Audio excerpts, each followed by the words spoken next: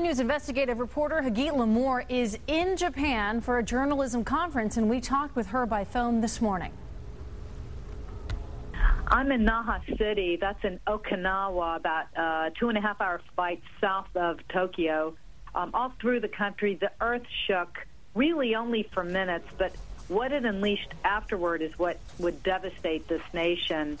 I was touring the Kadena Air Force Base, which is the largest in the Pacific, when the earthquake, which is magnitude 8.8 on the Richter scale, hit about 231 miles northeast of Tokyo. And I had just left Tokyo this morning to fly to this island.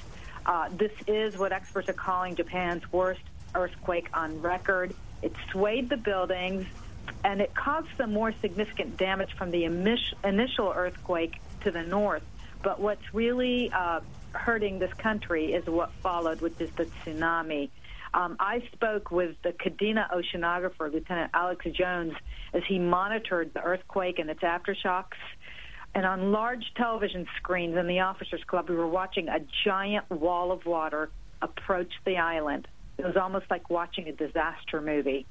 And Japan networks went wall to wall immediately, reporting not only the quake's aftermath, but as the tsunami was hitting, first in the north, then in Tokyo, and then, hours later, in Okinawa, where we had just arrived. The waves smashed cars and homes. Some huge fires broke out that seemed to go on for hours. I am not certain to this minute whether they're all out. And also the government declared a nuclear emergency because one of the power plants had a core that wasn't cooling sufficiently. The crews were trying to restore the power, and the government officials did stress this was just a precaution, that they had not found any radioactive leak. And that's our Hagit Limor, who just happens to be in Japan at this time. An astounding story.